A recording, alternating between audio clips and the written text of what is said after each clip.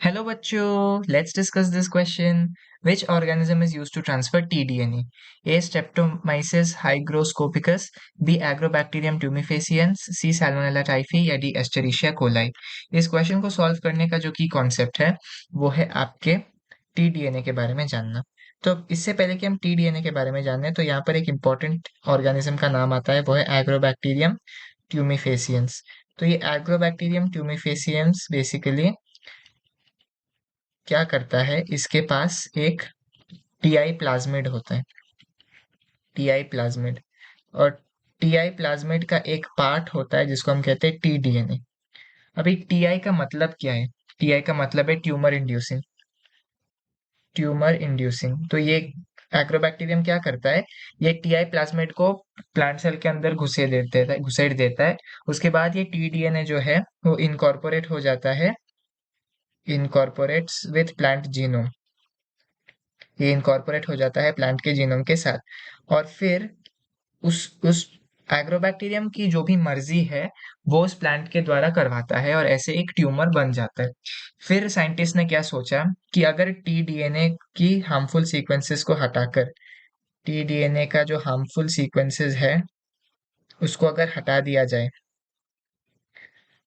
और उसकी जगह पे कुछ बेनिफिशियल सीक्वेंसेस को डाला जाए, तो फिर ये एक्चुअली बहुत इंपॉर्टेंट चीज हो सकती है हमारे लिए। बेनिफिशियल सीक्वेंसेस यहाँ पर ऐड कर दिया जाए तो फिर क्या होगा, तो टीआई प्लाज्मिड निकलेगा, टीआई प्लाज्मिड निकलेगा। उसके बाद क्या होगा, टीडीएनए ज्वाइन होगा प्लांट के साथ और जो भी हमने बेनिफिशियल सीक्वेंस ऐड किया उसका इफेक्ट प्लांट पर दिखेगा। जैसे कि अगर हमने किसी पेस्ट के प्रति रेजिस्टेंस दिखाना है और उस रेजिस्टेंस वाले जीन को हमने टीडीएनए के हार्मफुल जीन सीक्वेंसेस को रिमूव करके वहां डाल दिया, तो फिर जब टीआई प्लाज्मिड जाएगा, जब टीडीएनए ज्वाइन होगा प्लांट के जीनोम के साथ, तब बेसिकली ये जो भी रेजिस्टेंस टू पेस्ट वाला जीन है ये ज्वाइन हो जाएगा प्लांट जीनोम के साथ और फिर बेनिफिशियल प्रॉपर्टी आपको दिख जाएगी, बेनिफिशियल प्रॉपर्टी सीन। तो ये बेसिकली था टीडीएनए के एक्शन के बारे में।